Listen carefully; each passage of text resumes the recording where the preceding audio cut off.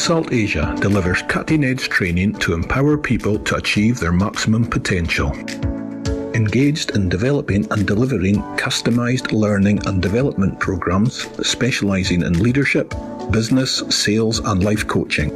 True to its name, Consult Asia works with partners worldwide in Asia, North America, Europe, the United Kingdom and Australia, all from diverse industries: hospitality, tourism, banking, real estate, retail, direct sales, legal, manufacturing, and oil and gas. Consult Asia closely works with partners in their people development and business enhancement programs to achieve their business goals. And the Consult Asia global team is just as world-class. Consultants and facilitators, coaches and mentors are industry experts from distinct backgrounds and cultures.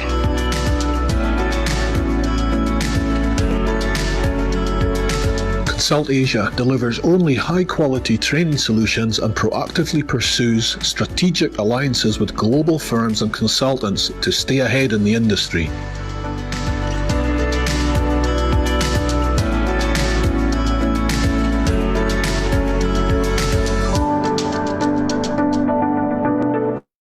Consult Asia Global, the world's preferred training group.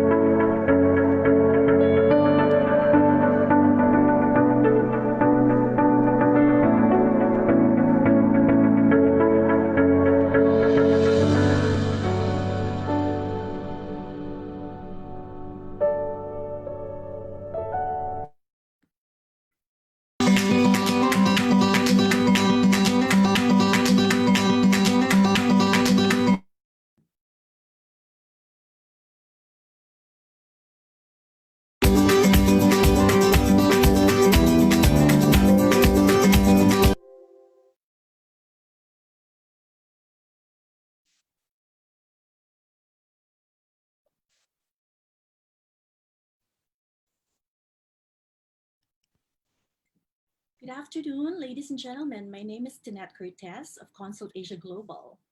Welcome to our CEO Conversations, How to Develop a Global Mindset episode. Today, I'm very excited to share with you a lot of insightful discussions with three of our very brilliant guests. At this point, I'd like to introduce my co-host, Maria Drueco. Maria, how are you today? I'm good, Jeanette. How are you? Really good. It's Hello, very everyone. there in Canada. It's 2 a.m. It's 3 o'clock a.m. It's all Yes. good. Thank you so much for joining us, despite the time difference between the Philippines and Canada. So thank you. I wouldn't want to miss this one. So I'm happy to be here. Right. Thank you very much. So You're just to welcome. give you a little background on Consult Asia is a training and development consulting firm with offices in the Philippines, UK, Canada, and Australia. And we develop customized training programs and solutions for corporate clients and even individuals who want to excel and perform better in their work. So if you want to know more about our training solutions, please feel free to visit our website, www.consultasiaglobal.com. So, Maria, are you excited for today's episode? Yes, for sure. We have a very global reach right now. So I'm excited to hear and learn from our guests. They're well-known entrepreneurs and, CEOs. And, right now, it's a very important topic right now. How do we set our mindset? How do we set a global mindset? So I'm very much excited to hear what they have to say.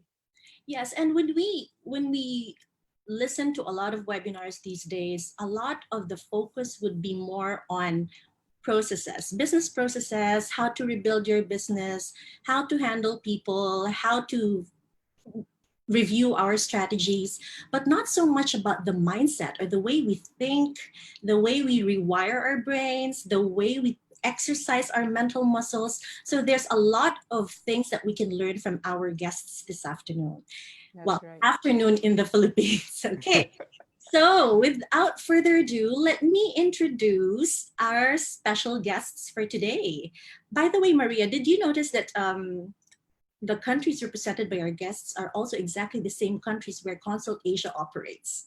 That's right. Yeah. So we are very much delighted to have our guest right now from the UK, from Australia, and of course from the Philippines. So, and I also represent Canada, but I'm not a CEO, so that's okay. You are definitely a CEO by heart because you're an amazing leader. All right. So I'd like to introduce our first guest. Our first guest is the CEO of PhilGems Realty here in the Philippines, and he's actually one of the youngest and most dynamic and successful entrepreneurs here in the Philippines. I look up to this gentleman because he doesn't think and act his age. Okay, I'm not going to disclose his age because he's definitely younger. He's only a few years older than my daughter. Can you believe that, Maria? I mean, Wow. You could be my son then. young, and he and I actually came from the hospitality industry as well, and we both were in the luxury hospitality business for quite some time. But he has ventured into other um, industries, and he will share his story a little bit later. So let me now introduce our one and only from the Philippines, Mr. Richard Carvajal. Richard, everybody, let's give him a big round of applause, please. Hi, everyone. Good afternoon, Miss Tinette, and good morning, Miss Maria from Canada. And whatever is your time zone now. Thank you for having me here, and congratulations to Consult Asia for the CEO series. Thank you very much, Richard. All right. So, and we're very excited to learn a lot about you and your success story as well, Richard. Okay, because especially our adventures in the UK Yes. school and all, right? Okay. And our next guest, my lovely, ever lovely leader in Australia, Miss Sela Adamson. She is the founder and CEO of You Power Leadership. She's really an advocate of women empowerment. She has helped hundreds of business owners develop their businesses and become successful globally. So without further ado, please say hello to Miss Sela Adamson. Hi, Sela. Hi, everyone. How is everybody doing? Really good. Thank you. How's everything? Really good. Under the circumstances, we're all doing good. And look, Tinette, can I first say it's such a privilege to be part of a great global company and see a series. Absolutely, like it's such a privilege to me. So thank you very much for inviting me. Oh, you're welcome, Silla. And thank you so much for making time. I know how busy you are because Silla is involved in so many activities. She's in demand. Everybody wants a piece of her down there in Australia and around the world. So thank you so much for making time today, Silla. Right. Thanks. And the last but not the least, one of my mentors and confidants. He mentors me about everything from business to anything under the sun. He is the founder and CEO of ICQ Global, and he developed award-winning models and frameworks that he will be happy to share with us this afternoon or this evening or this morning.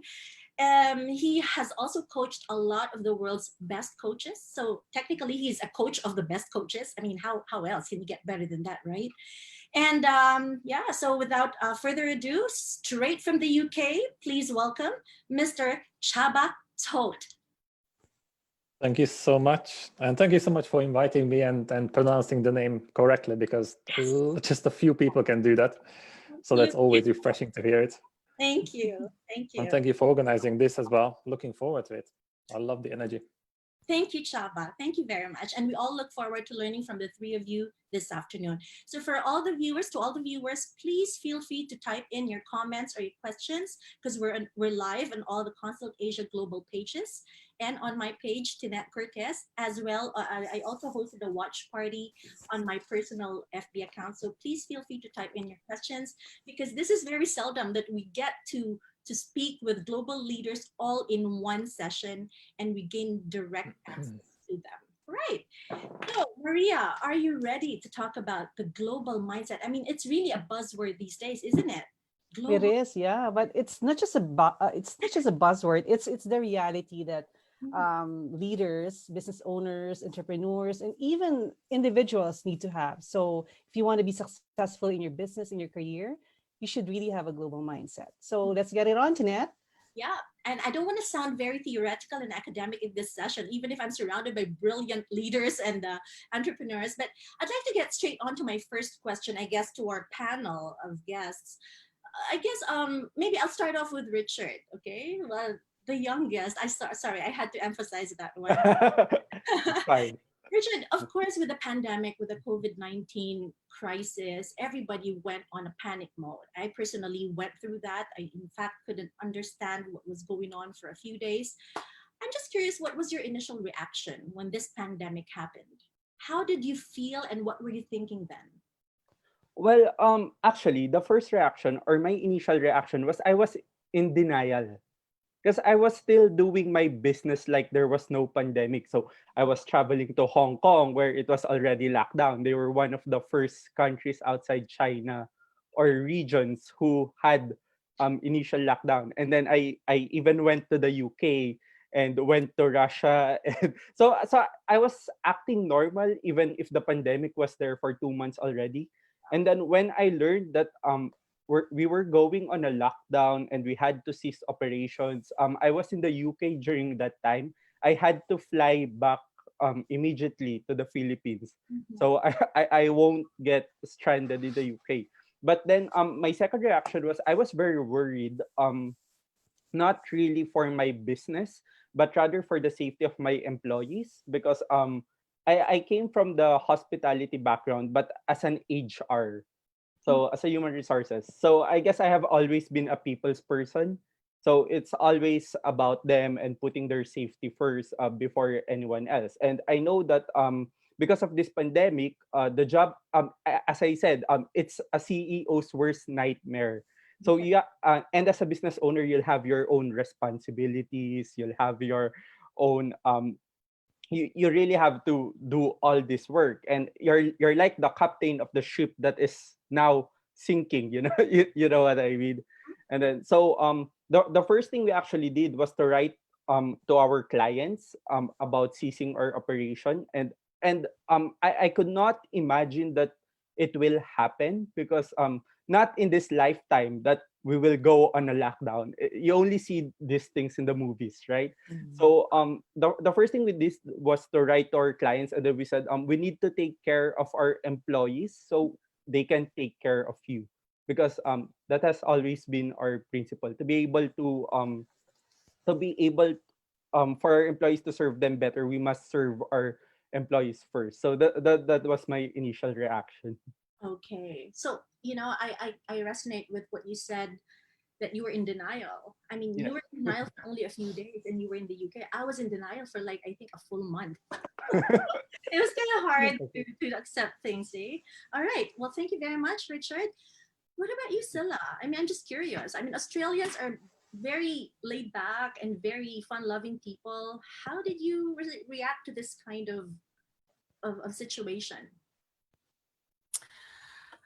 Look, Tinette, I'm adopted Australian. I've been living here almost 15 years. But look, my first thought was, oh my God, finally, I'm gonna get a whole month of annual leave that I've been waiting for like years. Anyway, that lasted a day. Okay, so it was good, a nice bottle of red, and like, okay, what we're gonna do now?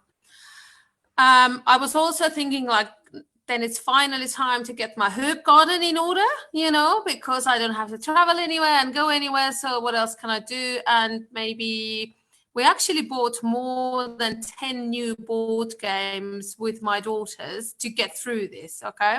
Right. But on a serious side, we got a message and I had to close my business overnight. We had a couple of hours of notice.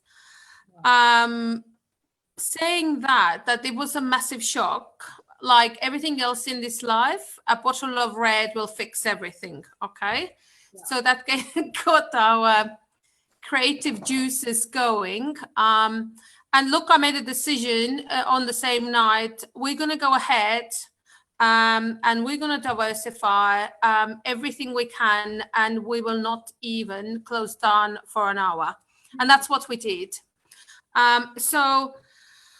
And then the next day, calls started coming in, because I do work with a lot of micro businesses and small businesses, and the other calls started coming in. What we're gonna do? What's the next step? Because as much as everything closed down, we didn't have clear guidelines at all. How it's gonna close, what's gonna close, what we have to do during all that.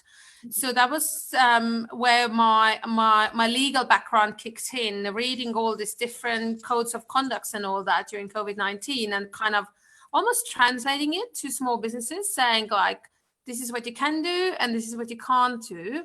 Yeah.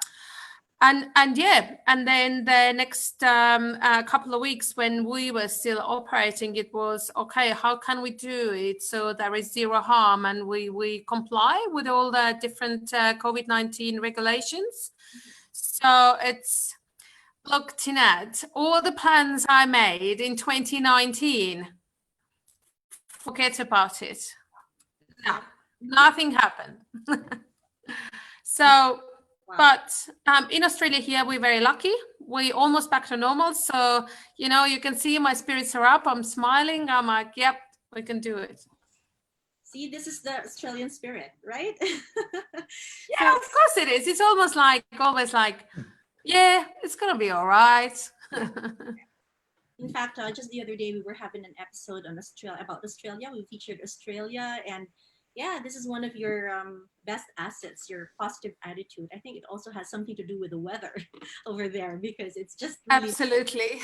And the beaches are still there, and we've been able to go to beach all the time, even during COVID-19. So I think that's what's healing our souls, even if we can't hug our friends, which is obviously very, very deep in Australian culture. Yeah, right. Thank you so much, Scylla. Wow. Right. And what about from the UK? Chaba, how did you feel? I mean, especially with you handling multiples of cultures in a multicultural team. How did you handle, or how did you feel when you found out about the pandemic? I think my reaction was very similar to what you mentioned and Richard as well, that I went through all stages of grieving on a daily basis. You know, you try to deny it, you're shocked, you're angry, you're bargaining, and it can change really quickly. So in the beginning, I came up with big plans that I'm going to read 10 books and I'm going to be in the best shape of my life, which didn't happen. And then I thought, okay, the world is changing definitely. And now it's time to step up instead of hiding and crumbling. Yeah. And I was thinking, how can we add more value to people's lives? Because a lot of people are not used to it. They go to work, they feel stressed, but then they realize that when they have to be at home and they have to be able to lead themselves and they spend a lot of time with themselves and maybe they don't even like themselves that much, then there are new challenges. Yeah. And they can feel much more stressed and they don't know that they have the ability and the permission to change the narrative in their head. If you know how to do it and you know how to connect with people, then the stress level can go down quickly. So we came up with a course, the ICQ growth mindset, and that's something we are going to talk about later on, to give people the tools to be able to overcome the challenges. So instead of disappearing, and I think this is the time when we can level up and we can lead by example. Yeah. And there's no space to hide now. You cannot pretend. And I think this virus has exposed a lot of companies and countries and individuals because the real personality comes out. You find out who is providing real value and who was just promoting themselves. Exactly. So I think it's an interesting experience. And the UK is a special place where they denied it for long, and I think now we are paying the price for it. But let's hope for the best. And you know, I cannot control that, but I can control what I do, how I feel about it. Yeah. And I try to be part of the solution.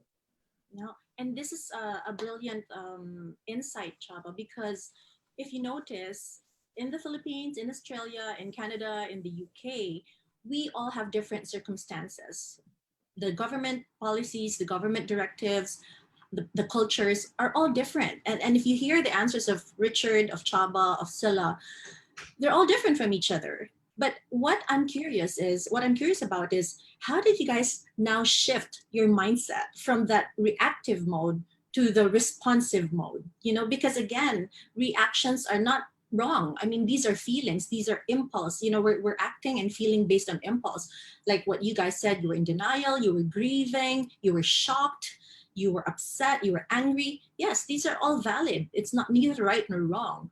But what I'm curious about is, how did you guys shift your mindset to being on the solution side instead of the problem side? I'm just curious about the thought process that you have. If you can just share with us, just in a sentence or two, how you used your mind or your brain or your mental muscles, as I call them, to get into that fight mode and solution mode. Anyone? I mean, feel free to just answer this short question. Yes, Richard. The problem is, I don't think anyone who is alive today has experienced a pandemic in this lifetime. So there is no one you can learn the solutions from. So you really have to come up with your own. As I said, you are the captain of your ship now, and the ship is sinking in this scenario.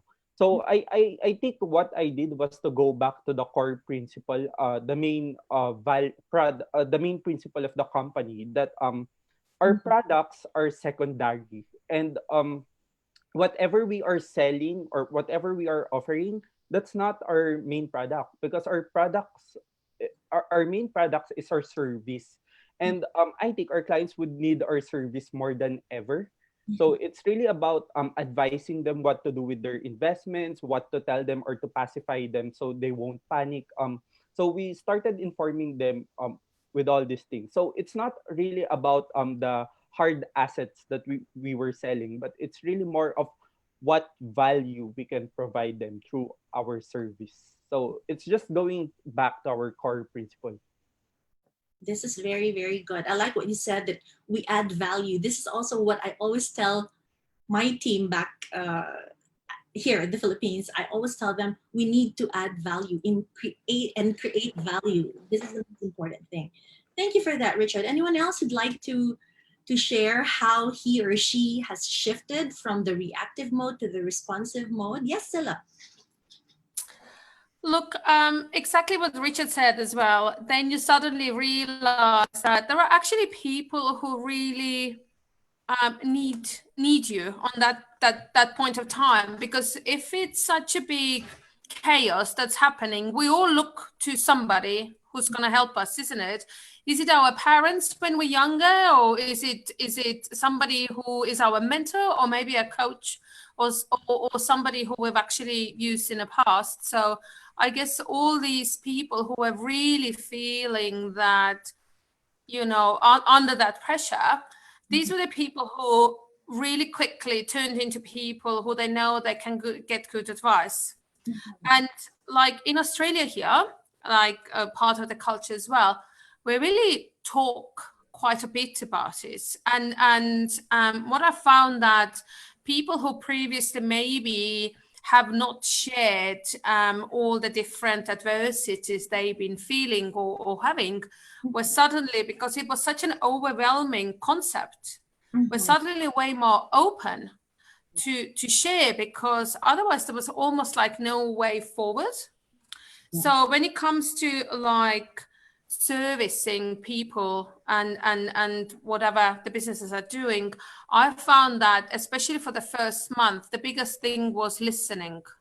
Yeah. And then from there it was guiding and coaching, and very gently, because for some people, especially the small business owners who I work with, we're talking about their life dreams, their life savings, their kids' educations, and their houses, if they can't pay mortgages and stuff. So I found the most that, I just had to pick up the phone and listen and just understand. Yeah. People want to talk. No, this is absolutely true. Listening is one of the most difficult skills in communication. We think we are listening, but we're actually not. So yes, I like what you said, that listening is very important, and truly understanding the needs of people. Sometimes when people don't talk, we feel that there's no need to listen, but there's always that call for us to empathize with people, especially as CEOs, as business leaders. We can't expect everybody to come up to us and just blurt out what they're feeling. A lot of them are probably scared. A lot of them are probably fearful. They don't want to share what their thoughts are, because they might get sacked, or they might get fired, or they might get in trouble if they say anything. So yes, absolutely, listening is definitely a very, very good strategy. Shaba, is there anything that you'd like to share with us in terms of your thought process when you shift? That was quite dynamic and messy, because it was switching between positive and negative thinking, that everything is going to be all right, and then why is this happening right now when we started a lot of things? And that is quite draining. And then sometimes you have to take a mental stock take and see what's happening around you. So it's not positive or negative thinking, it's about accurate thinking. And I think that is quite difficult. Wow. But that's the only sustainable solution, I believe, because you have to be realistic about the things you can control and the ones you cannot. And that's when you can take action. And if you focus on yourself, which is important, because how can you lead somebody if you cannot lead yourself first? And that is normal. The people are stressed. Everything is falling apart around us. So there's so much uncertainty that people are craving certainty, and they are looking for people who are confident, the ones who know what they are doing. And unfortunately, some people take advantage of this, because you can see a lot of gurus now who can tell you exactly how to survive and thrive in a pandemic, even though they've never experienced it. Yeah. And that's not necessarily fair. Or they just have a course and they put COVID-19 text to it, and then it's a new course now. I don't believe in those things. I'm just looking for ways of adding real value, and the value is in the eyes of the beholder. So just because I think it's a good idea, maybe it's not value to you. And for example, that's the reason why we started a survey, just to find out what are the leadership challenges in lockdown. And that was a project with all our licensees in 29 countries. So instead of pretending that we know everything, let's ask, let's talk like you explained it. Let's listen, because we are smarter together. And then we can come up with better solutions instead of pretending to be a guru who knows everything.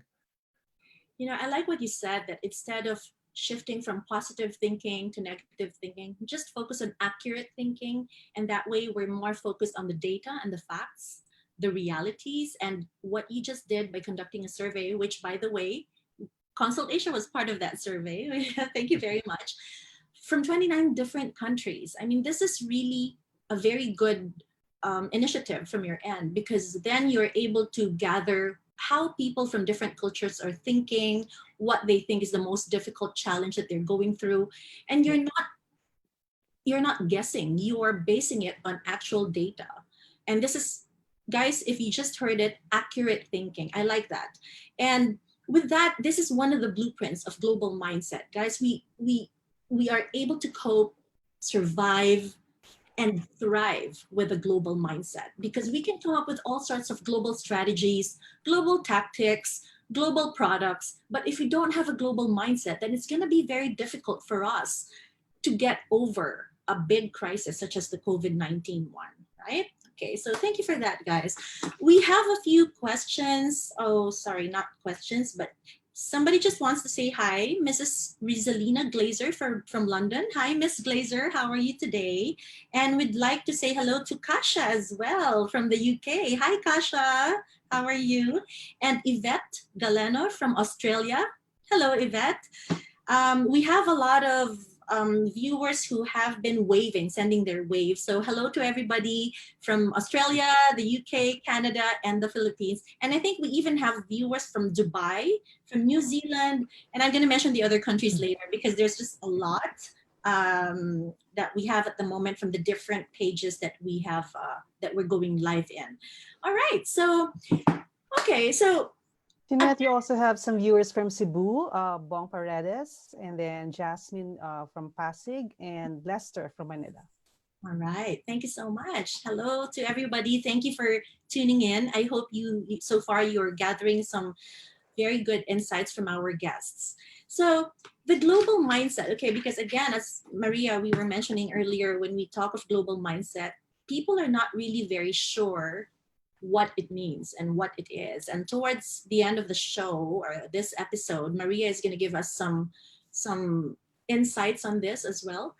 But I do believe that a global mindset helps strengthen the ability to create a culture of diversity and inclusion. Because sometimes you have the tendency to think too local. If you're based in a certain country, we only think of that country. So like, let's say in the Philippines, and I don't know, Richard, if you will agree with me on this, but I have the tendency to think, to be too islandized, if that makes sense, and not really global in my mindset. Islandized meaning I just think of the Philippines, period. And the closest country to the Philippines is what? Hong Kong, Taiwan. I mean, it's still a 2-hour flight. So it's not like Europe, where you can just take the train in less than an hour. You're already in Brussels. You're already in Paris, you're already in, you know what I mean? So it's easy. Whereas here in the Philippines, we have the tendency to just think just Philippines.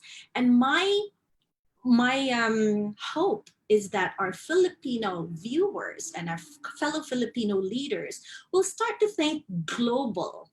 And when I say thinking global, really having the understanding of the self first, and then understanding others and how we can unlock the potential from within and in between people or among people. This is a very, how would I say, critical leadership skill that we can apply in our organizations. In fact, not just in organizations, but even in our own families, especially when you are in a multicultural family. Sometimes when you get married to a different, nationality, and then you have kids, I mean, again, there's so many ways that we can apply our global mindset in terms of creating the desired results that we want.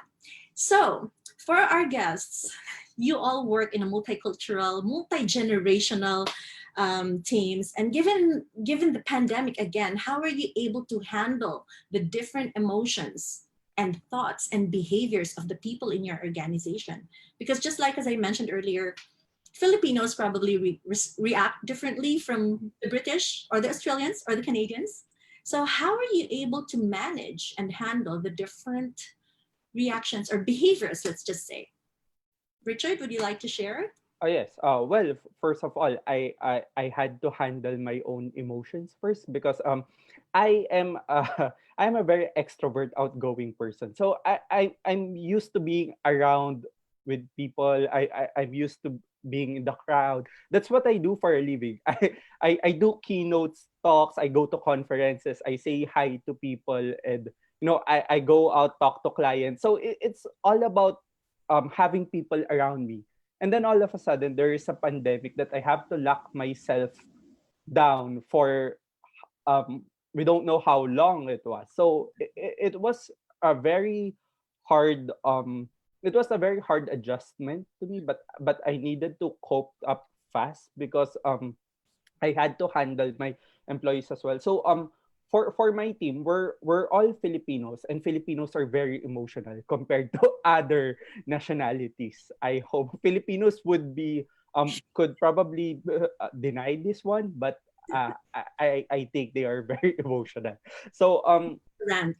but then our clients are, yeah, multicultural, so they come from different countries.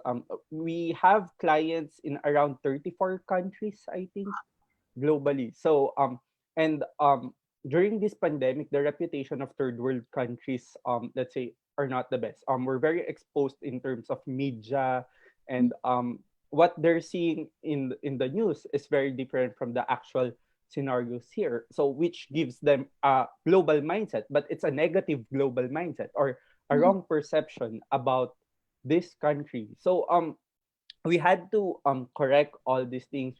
We had to send continuous emails. We had to say that everything is okay here. Don't worry about your investments. You trusted us, and as promised, we would take care of it. So it's really about putting yourself to their situation. Putting yourself. What if I was the foreign investor? I would probably panic now with what I'm seeing with media. But it's a matter of believing what choosing what you want to believe in.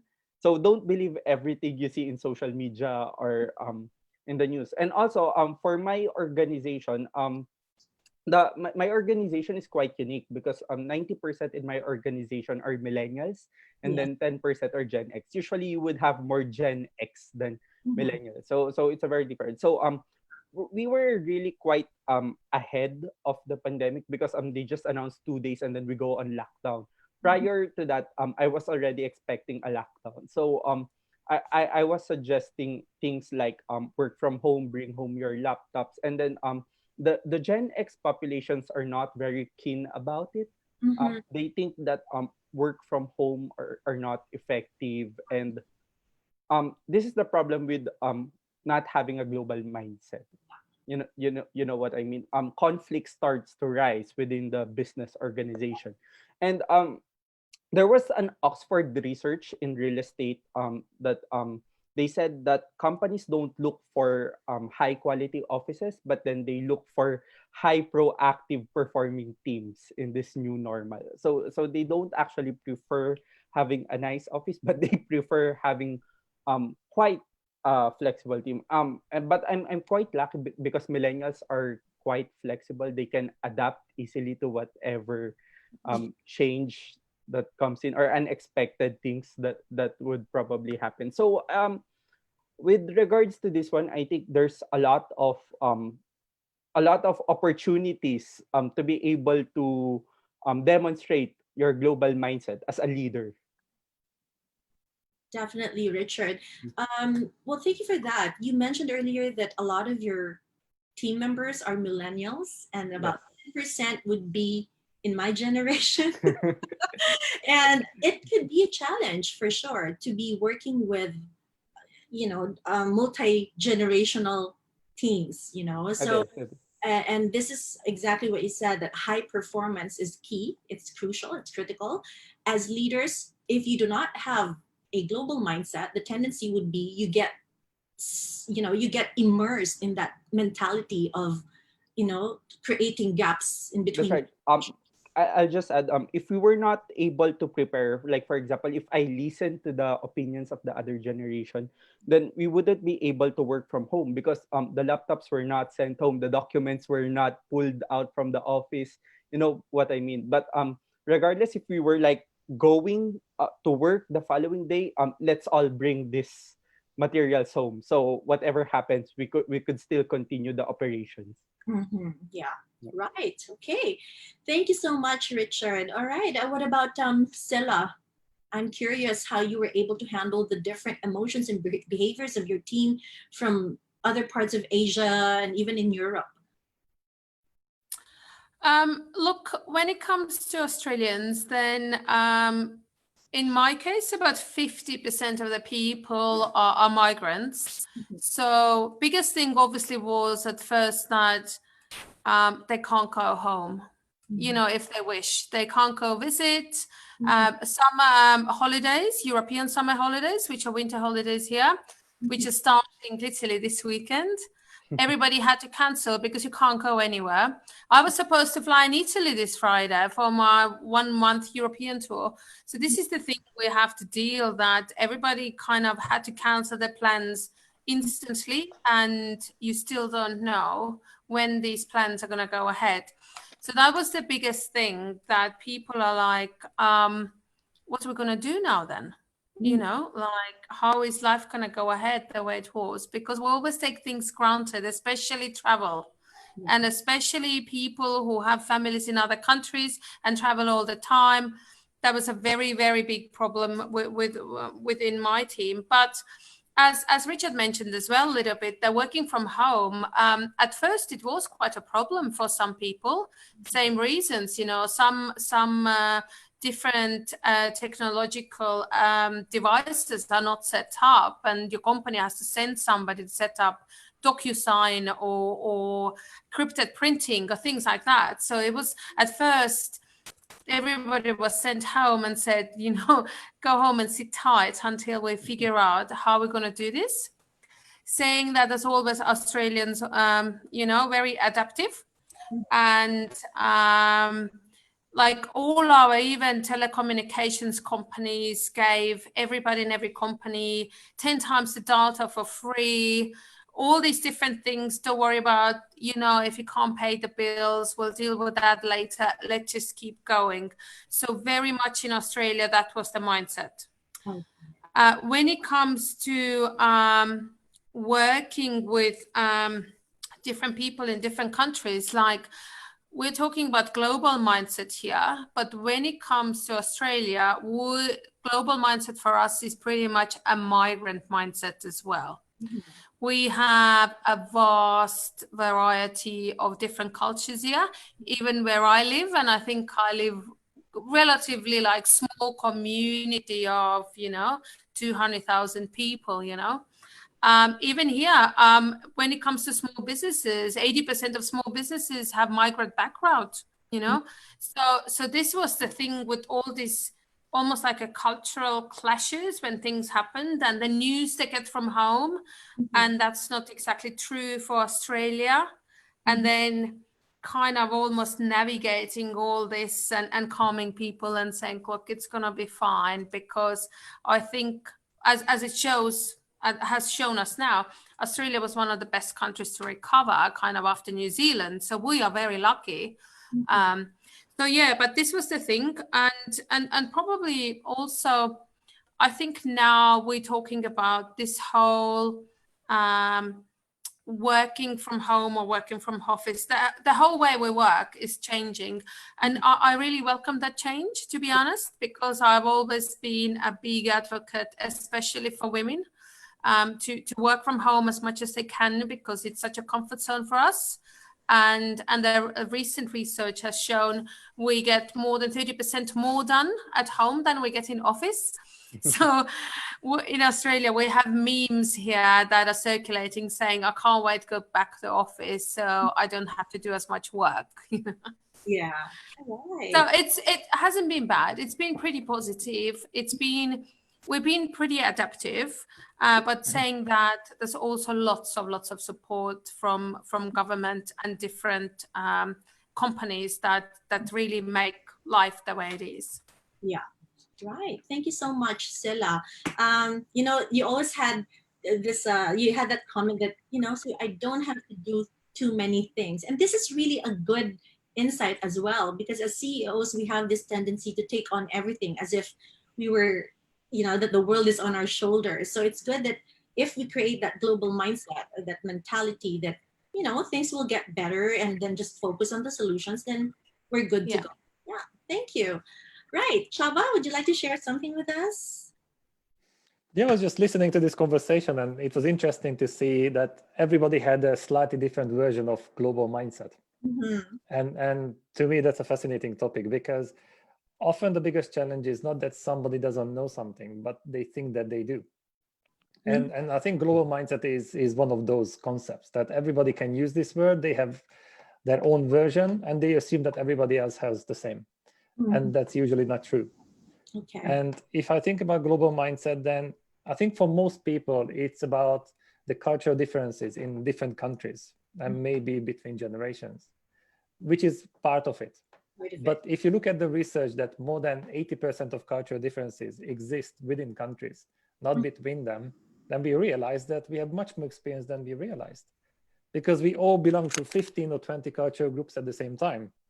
So when you talk to someone, even in your family, what are the chances that that person belongs to the same 15 or 20 cultural groups like you? It's next to zero. So every single dialogue is a cross-cultural conversation, but most people don't know about it. And often when we talk about global mindset, then the misconception is that this is for global companies only, instead of looking at it as a crucial skill to understand yourself better, your partner, your parents, your kids, your colleagues, your boss. Culture is what we are used to, not who we are. And there's a big difference there. Yes. So once we understand the distinction between what is natural to us and what is normal around us, then the topic becomes much, much more practical. Right. And that's why I think that this is the foundation of everything that we do, the personal development, leadership development. Yes. What you said was very important, when that global mindset is not just about describing the different cultures or the different generations or even ethnicities or personalities. They can mean everything. The differences between between yourself and another individual. How do you actually understand the dynamics of this relationship, whether it's your partner, it's your subordinate, it's your superior or client?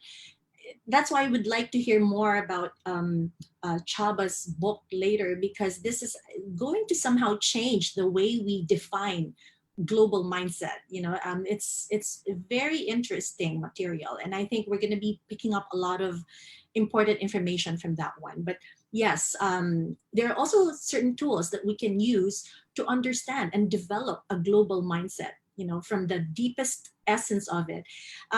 Again, we're not just talking about cultures here. We're not just talking about generations, but really people in general, because it's very, very complex concept, when you say global mindset, it's very complex. All right, so thank you for that.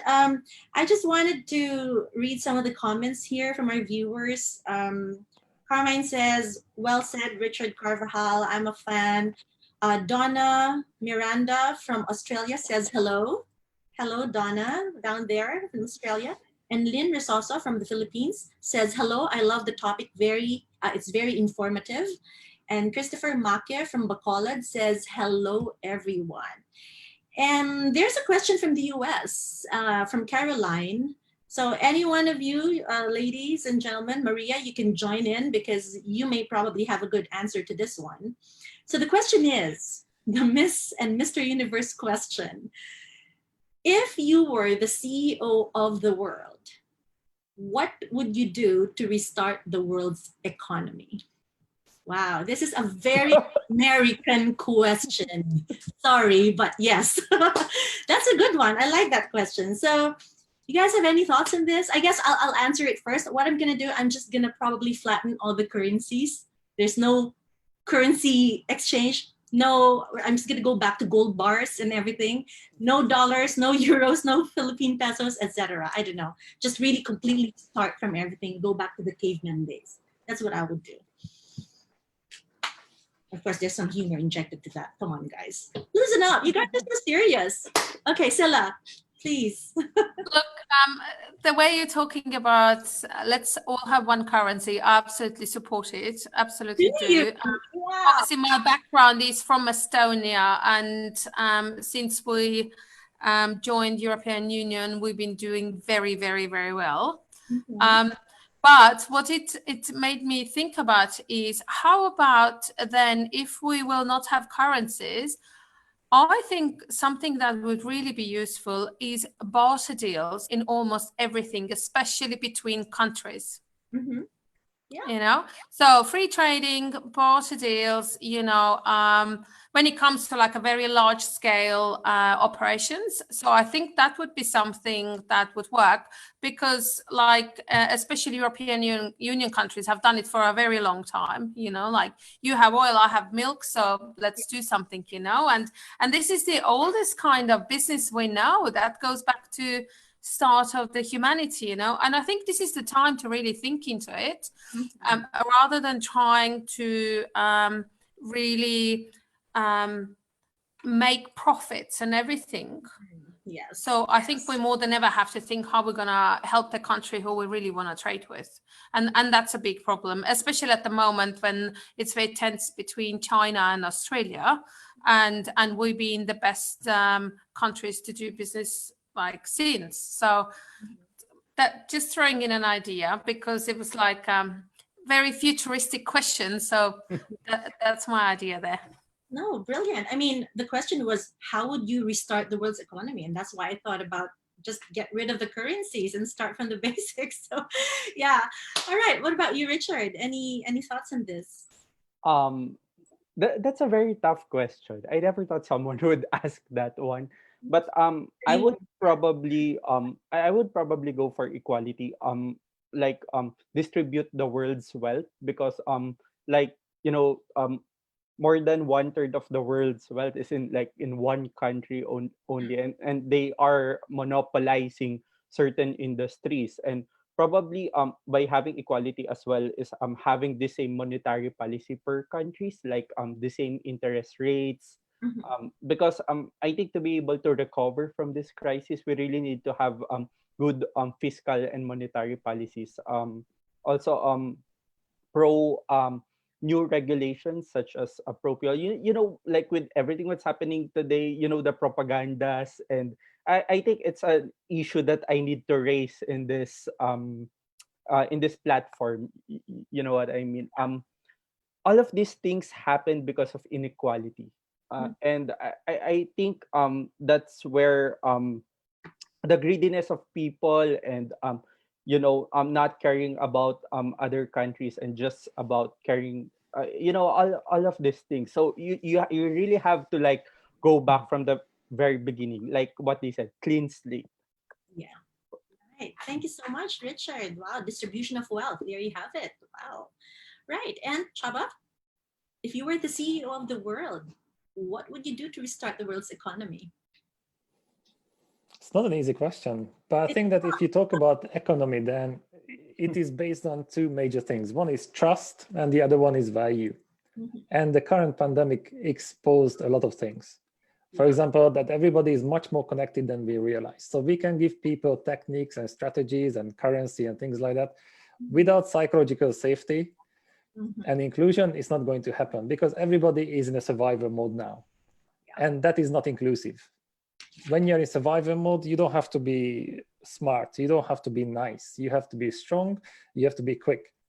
So that would be quite difficult. And when we talk about currency, then we talk about the value at the same time, because a few months ago, toilet paper became a currency because that had value. Yeah. So that can change. So when people are panicking, then they are going to pile up everything and it's about me, me, me. It doesn't matter what they have. So to me, that will be the step one, to understand that we all have to contribute. We are all connected. You cannot be successful without making other people successful as well. You cannot just take, because there has to be a balance. It doesn't mean that we have to do the same things because the value means something else to different people. And there's nothing wrong with that. The problem is when we play this silly war that I'm better than you, instead of thinking that we are equally different and we are all needed. We are all part of this. And once we can establish that, then we can talk about the details, but not until then. It's almost like when we talk about a high-performing team that Richard mentioned, that it's great. We can give people strategies, techniques, but without psychological safety, nothing is going to happen. This is exactly what the Google's research proved, that is the #1 trait of high-performing teams. Yeah. Because if you have to protect yourself, there's no energy left to contribute and grow. So that would be a big project. Wow, right. I like what you said, that we're all connected with each other. And this is exactly applicable not only in the economic side of things, but in everything. You know, if we were gonna label ourselves as something, it should not divide humankind from each other, but rather include everybody else. And again, this is something to do with status, with religion, with titles, professions, etc. So yes, very, very well said, Chapa. We got a comment from Australia. Well said, Chaba. Wow, she read my mind. This is from Yvette from Australia. And there is a question for Richard. Richard. Okay, what is the question from Richard? For someone so young, I think Richard is very sharp. I'm interested to find out how you develop your business acumen. Okay, well, we're going to hear more from Richard later on. He's going to be sharing a lot of his success stories towards the end of this show. So yes, it's from Bong Paredes from Cebu. Right, thank you for your question. And then, yeah, all right. Okay, so it's very important as CEOs to maintain a high-performing team, and it's not easy because there's so many aspects to consider, not just the ethnicity or the age or the gender or the religion, but rather really as people, as individuals. And we will have to learn more how to understand people better, and that way we're all connected. So Maria, do you have any comments on our guests' answers, or do you have any questions from Canada at the moment? No, I don't have any questions right now. But you know, a great comment, and you know that's why there's no world CEO, because it's a tough job, right? So that's a very good question, but it's a very hard question as well. So thanks for the input. Yeah, in that way, to Caroline from the US. You will see a book published on that very soon because these CEOs in our panel right now are all gonna put their brains together and probably publish a book. CEO of the World, how they will restart the world economy. Wow, that's a fantastic title for a book. All right, so okay guys, well, there must be a way for us to shift from being how would I say, not global to being global. And at this point, I'd like to invite our guests to share a little bit about their strategies or their frameworks or businesses or stories of success and maybe mistakes that you guys have made in the past. I mean, feel free to share your slides. I mean, I know you guys have prepared something to show our viewers at this point, but if you were to give concrete advice to business leaders on how to step up their game and develop a global mindset, what would that be? So maybe we can start with Richard in terms of giving advice. And now Bong, if you're still watching, this is the best chance or the best opportunity to learn from Richard. Yes. Hi Bong, thank you for that question. May I share the screen now?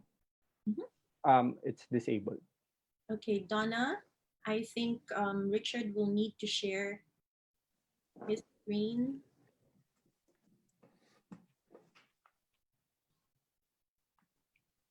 Oh, there we go. Okay.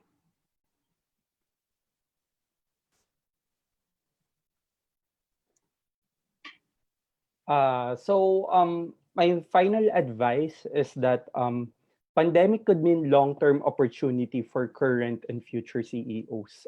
Because of this pandemic, it's either you will be able to thrive, or you will let's say, for example, not really die, but it's either you would be successful or you would fail, right? A lot of successful people or a lot of successful CEOs became successful after a crisis. Let's take, for example, Warren Buffett.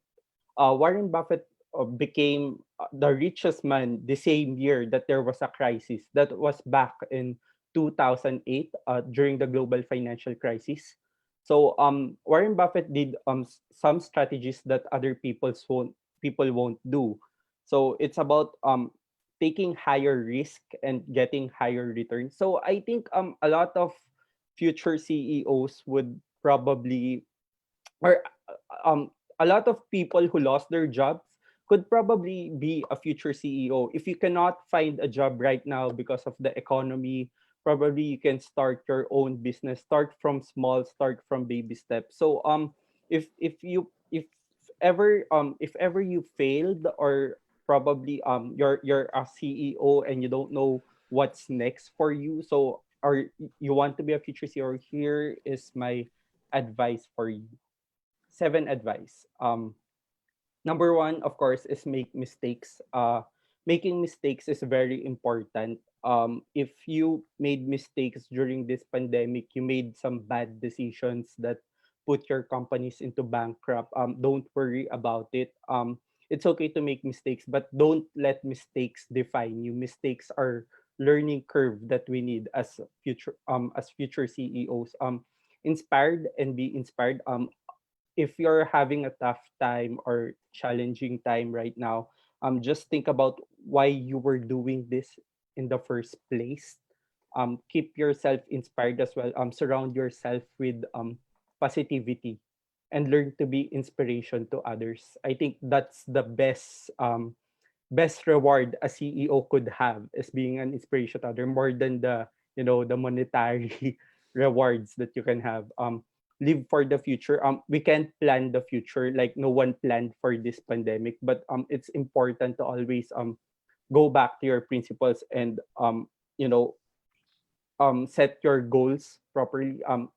Have have a strategic goal in mind to be able to survive things like this. Of course, learn, learn. I think this is my favorite among all my advices. This is the one that helped me the most. It's as a young CEO, to answer Bong's question a while ago. It's because I really like learning, and I do believe the moment you stop learning is the moment you start dying. So live to learn and continue to learn. Innovate and take the lead. Do not follow others. Not because others are doing it, you will do it as well. You have your own, you have your own path to take. Remember, success is not a race but a marathon. So if it's a marathon, everyone could just, everyone gets the chance to finish, not at the same time, but then there's no winner, there's no loser. And of course, open your minds to possibilities. If you've been working the corporate for the longest time now and you're scared starting your own business with this pandemic, just try. Great opportunities opens to great possibilities. So remember that one. You only lose by not trying, and you gain so much by trying, regardless if you fail or not. And lastly, of course, never give up. Quitting is the only failure in life as a CEO. That's my slides. So I would stop sharing. I hope you learned something from those 7 advices. Wow, those are amazing, Richard. Thank you very much. Wow, I hope Mhm. everybody was able to gain some insights in that. And if you wish to learn more from Richard, you may want to promote your book as well. Oh yes, that 7 advices came from my first book. It's called The Millionaire: Becoming the Next Millennial Millionaire. It's about being a successful entrepreneur at a young age and redefining the generation. And of course, I have my second book as well within real estate investing. It's called The Real Pro: Becoming the Real Property Expert. You can keep in touch with me through my Instagram at rcarval, or through my Facebook page, Richard Carvajal, The Real Pro. Thank Wow. you. By the way, I have an autographed copy of Richard's book, which he actually sent directly to my home. Thank Ah, you very yes. much, Richard. I appreciate that. All right. What about Sela? Would you like to share with us how, what concrete advice you can give business leaders in stepping up their game, especially in the middle of all this mess worldwide, and how they could possibly develop a global mindset?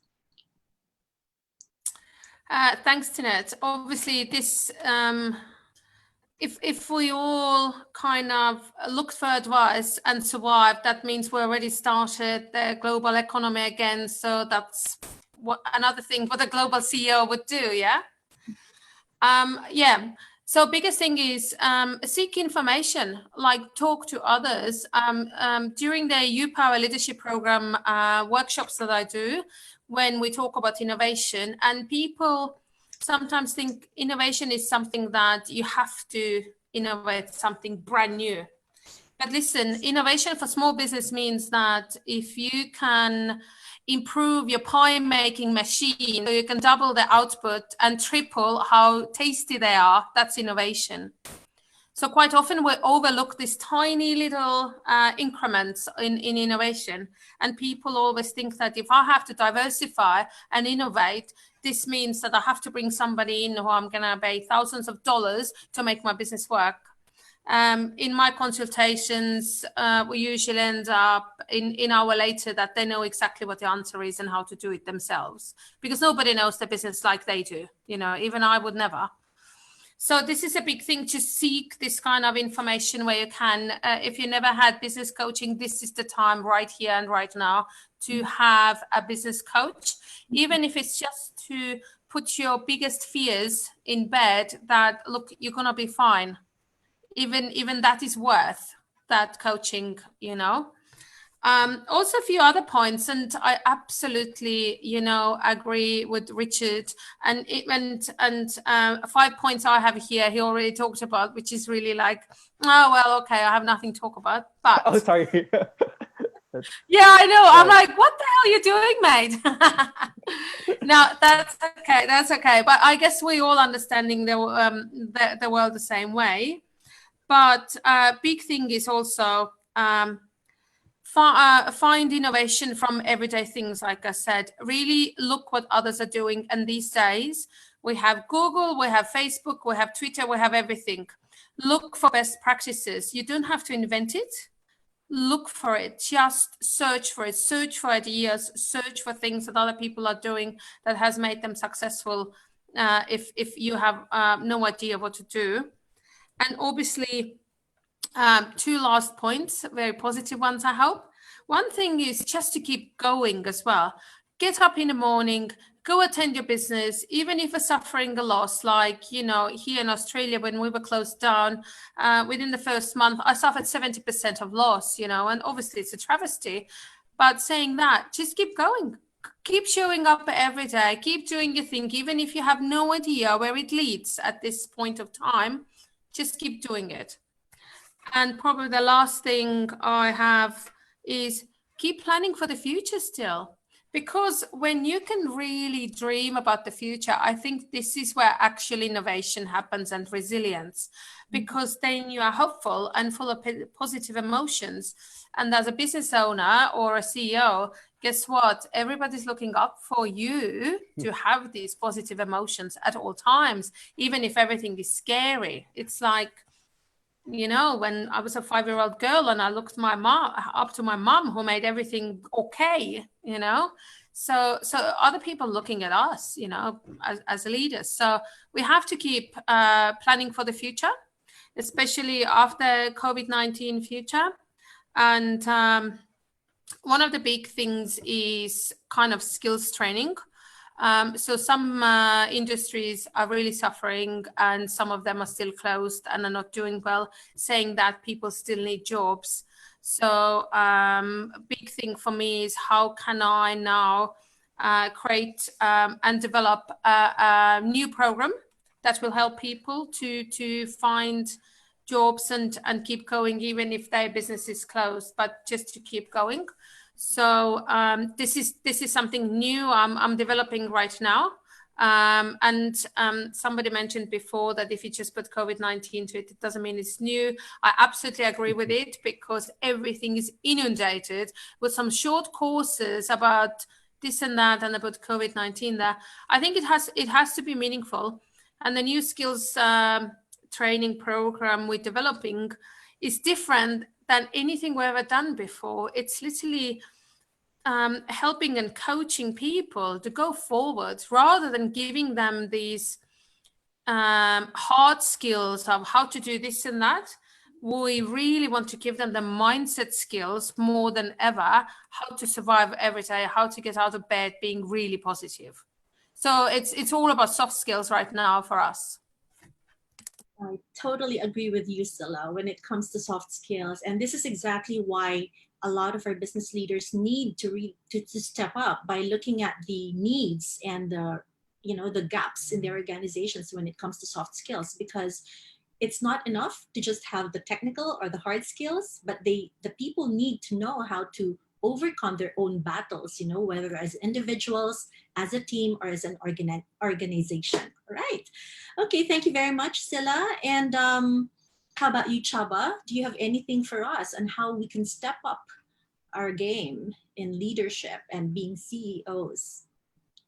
It's not easy to give advice after the two speakers, but my advice would be that you shouldn't rely on common sense and good intention, because it can cause a lot of problems. Because that was one of the most expensive pieces of advice I got, that follow the golden rule, treat people the way you want to be treated. And it sounds really nice from an ethical perspective, but otherwise it doesn't really work. It implies that everybody is like you, and it's a lucky thing that they are not. But this is the thing, that it can create a mindset gap.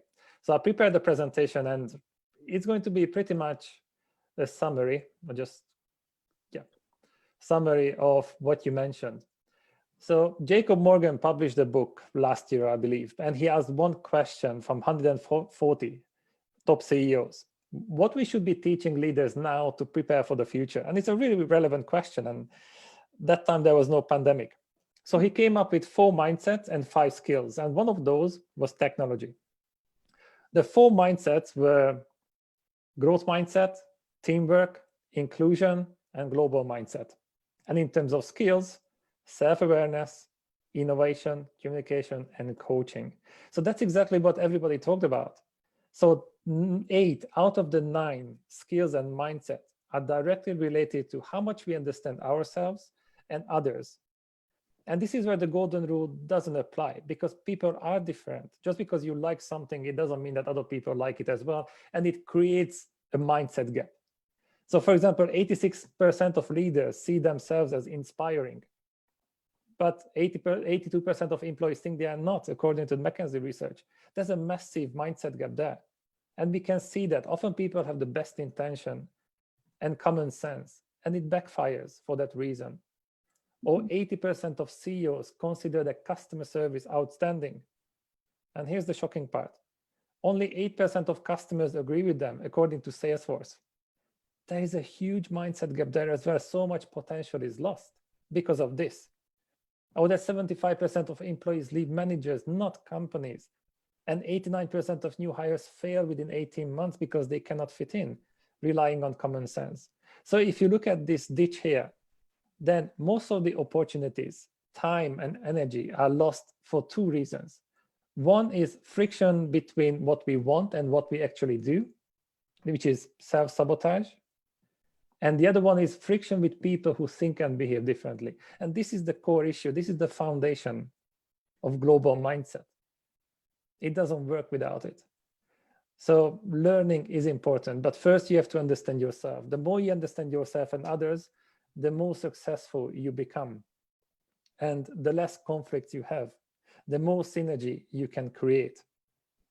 So it's not even a skill for the future, it's for the present.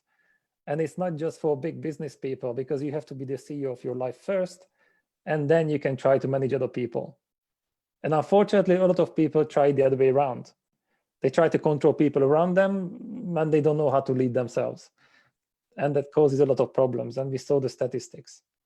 But the good thing is that you don't have to guess. There is a blueprint of why people think and behave differently, and that's why we partnered. So that's why we talk about the ICQ growth mindset. That's when you use uncommon sense to understand that. Because cultural differences are just clashes of common senses. And if you look at it that way, then there's no hierarchy. I'm not superior, you're inferior. I'm not right, you're wrong. But diversity otherwise is not going to lead to innovation if we have to fight. We need that kind of psychological safety. And the more you understand others, the more you understand yourself, the more safety you feel, the more certainty you feel, the more trust you have. And that's what you mentioned in the book, because often people have the best intention and they invest in programs and they might not realize that it can be incomplete or outdated. And that's why I was so happy to partner with you in Canada, in the Philippines as well, because now people can access this. It's available through you. And this is a topic that is more needed than ever before. Yes. And it's not just for CEOs, it's for everyone. So that's my advice. Use your uncommon sense. Right.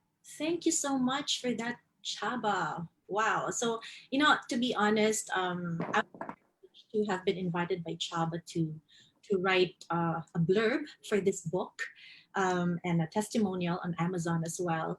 And when I was reading it, it really opens your mind big time. I mean, there's so many old paradigms or mindsets and practices that I have been personally doing in my life. And after reading this book, it just completely turned everything around. So I highly recommend this book for those of us who would want to shift that mindset and expand it like 100 times more so that we can really grasp what the uncommon sense thing that Chaba was mentioning earlier. Thank you very much, Chaba. At this point, I'd like to just acknowledge some of our viewers who have been waving. Paul Zoltan from Romania said, "Well said, Chaba," right? And Bella Hiliego Serrano from Dubai says hello. And Paul says, "Richard, you are an amazing guy." And Yvette said from Australia, "I will never forget the tips from Richard. Very inspiring." There you go. And yeah, they're all inspiring. I mean, this is such an informative, inspiring, and empowering session. So thank you so much, guys. You guys are doing such a great job sharing all these wonderful insights. And from Caroline from the United States, she said, "Thank you. I will wait for that book." Okay, guys, we're now gonna have to put our brains together here after this session. I'm not gonna let you go because we need to plan in publishing this World CEO book. Okay, all right. From Jinky Joyce Aguilar Fernandez, she says, "Hi from the Philippines. Nice topic. Great host and her ideas." Oh, thank you so much, Jinky. "Love Australia too." Wow, it's just like a Miss Universe beauty pageant, Miss Australia. And she said she's been there. It's a lovely country, isn't it? Kitoy Ginto is watching my idol Richard from Dubai. Wow, Hi. Richard from the Middle East as well. Paulo Limhoco is watching from the Philippines. Hello, Paulo. And we'd like to say hello to Miss Cheksai, James Magat, Dindo from Manila, and Erwin Conde as well. So thank you so much, guys, for all the questions. And Chaba, listen to this. Bong Paredes from Cebu has just purchased your book right Thank now. you so much. I hope you enjoy it. There you go. Well done. Yes, it is a fantastic book, Bong. Even the book of Richard is also amazing. I mean, when it comes to investing, wealth management, and real estate, it's really brilliant. Okay. All right. So, Maria, I think you have prepared something to share with our viewers from Canada, just to wrap things up. If I may just invite Maria to share her presentation. Maria, would you like to say hello to those who have just joined us now? Hi, everyone. Welcome, and we thank you for joining us this morning, this afternoon, or this evening. So I just like to, do a little bit of wrap up when it comes to the theme that we have discussed today. So it's about global mindset, right? So hearing from our speakers, I can sense a common theme. It's more of leveling up and self-development. So it all starts with ourselves before we can lead others, before we can actually set that global mindset within our organization. So we really have to start doing something to set that global mindset within ourselves. And here in Consultation Global, we are very proud to partner with ICQ Global. We have here the founder and the CEO, Chaba Toth, to be able to deliver this Global Mindset Professional Certificate Program. So, you know, Richard, was it Richard? Was it? It was Bong who purchased that book. It's a very good decision to purchase that book, because that will really set the tone for you to be able to understand what it means to have that global mindset. But we are proud to be offering this Global Mindset Certificate Program this coming June. And it's open to everyone, regardless of where you are right now. We will be delivering this session online. It's going to be a 2 days of 3 hours online session. And this is what you need to be able to succeed in the 21st century as a leader, to have this global mindset, have this confidence and competence to be able to lead in this VUCA world. So the volatile, uncertain, complex, and ambiguous world that we all live in. So I do have a slide that was, shown by Chaba, so I had to edit it quickly.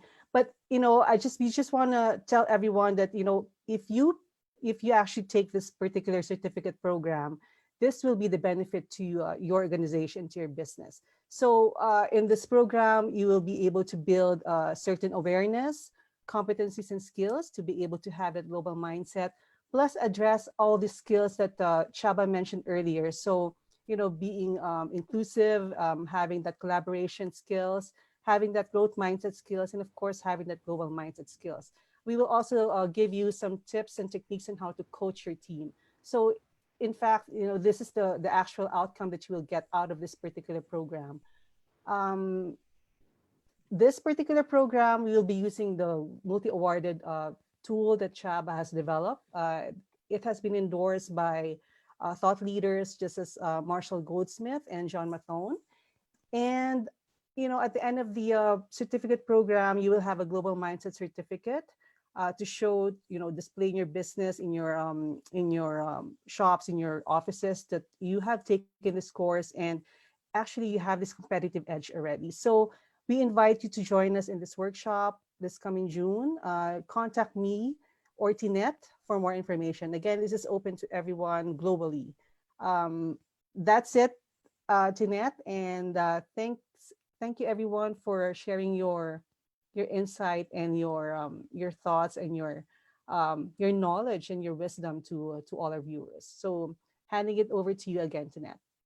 Thank you so much for that, Maria. Okay, from Canada, again, Maria, my managing partner. Thank you very much. I just wanted to say hello to our viewers from South Luzon, Gina Casipe Lasema, Zarina Barrios, Liguan, Arlene Balderrama Rivera, Fortunato Ebao, and Cara Vanessa Kent. So hello there from South Luzon. I think everybody's enjoying the discussion. And we have another question from Irene Cipriano Danganan, my friend. She's a corporate lawyer from San Miguel Corporation. And here's her question. Anyone could answer before we close the session. Because of this COVID crisis, do you think that business leaders realize the need to implement global environmental sustainability in their production lines and processes? Anybody who would like to answer that? We do not. Yes, Richard, sure, please. Yes, I think yes. Sustainability has long been an issue, especially in first world countries. So there are now business management courses and even masters in business administration that includes sustainability. If we don't address sustainability after this pandemic, we would be facing another crisis, which happens to be climate change, which is very crucial as well. So I think it's very important for CEOs to start again considering these things. Remember, like all CEOs right now are back to zero, and it's a fresh start for all of us. And I think it's the right time to do things correctly. So that's my opinion. Thank you so much for that, Richard. All right, so Irene, I hope we were able to answer your question. There's another, the questions just keep on coming in. There's another one. Did you find any opportunity for growth in this pandemic, personally and or professionally. And this is from Jinky Joyce Aguilar Fernandez. Anybody who'd like to share? Yes, Scylla, please. I'll put my hand up if nobody else does. Look, I think a big thing for me was to slow down a little bit because the pandemic said we have to slow down and slow down a little bit and think, what are the actual values I want to really cultivate for the future? You know, sometimes in day-to-day dealings and operations, we kind of lose something that really inspires us. And these are the thoughts that we have when our mind is actually resting. You know, like we're all very inspired when we go to beach, for example. So this was kind of my beach time of just slowing down a little bit and thinking, what do I actually want from the future as well? You know, because sometimes we get into this day-to-day rut and you just keep going and going and going. And sometimes forward planning is not happening. And as much as I train all the business owners to always have it, sometimes me myself I'm totally guilty of not seeing it because every day is just way too busy. So this is one, I don't want to say good thing that came out of it, but this is one of the productive things that came out of it, that definitely just slow down. Is everything so far been going the way you want it to go? And now when you have time to look at it, what would you like to improve? So that was a big thing. But also, look, let's be honest, we've actually faced it before. It's just our generations don't remember that anymore, yeah? So after World War II, we had to build up the whole almost global economy again. And we didn't have restrictions then of traveling or hugging each other, or sharing knowledge.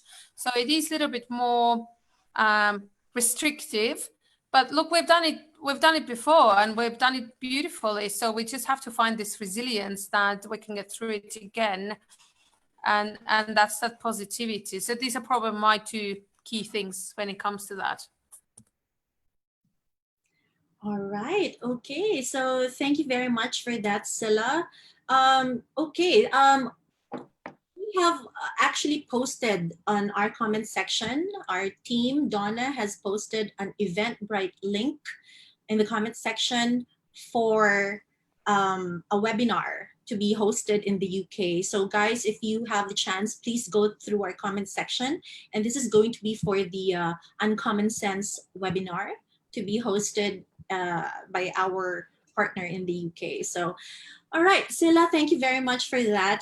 Quite inspiring. I mean, you know, sometimes our ideas and strategies and coping mechanisms from different parts of the world vary, but there's always that one goal, which is always to overcome our own battles. Okay, all right. So with that, I'd like to first of all thank you so much to you guys, Scylla, Chaba, Richard, and of course Maria. Thank you very much for joining me in this very informative session. And I also would like to thank our viewers from all over the world. We have a lot of viewers in the Philippines, quite a few in Canada, because what time is it there now? Maria, it's 4:25 in the morning. Is that correct? Yeah, but That's right. Yeah. everybody was texting me from Canada last night and they said, Tanette, that's not fair. We're all going to be, it's going to be on my wall. Don't worry. So you guys. But yes, to our friends from the United Kingdom, thank you so much for viewing, for watching. And our friends from the land down under in Australia and New Zealand as well, thank you so much. And the Middle East as well. So with that, I'd like to wrap up this session by saying that it is very important for us to work on ourselves and understanding ourselves more so that we can understand others better. And it's not just about cultures, age, race, or ethnicity, personalities, but it's a wide range of aspects that we need to consider if we really want to think global. Because only when we think global can we actually achieve global success. And this is very important. From what we gained from our speakers this afternoon or this morning or this evening, we heard it from them. There are so many tools, there's so many tips, so many books that we can read. There are so many people that we can consult. But more importantly, we have to look inward.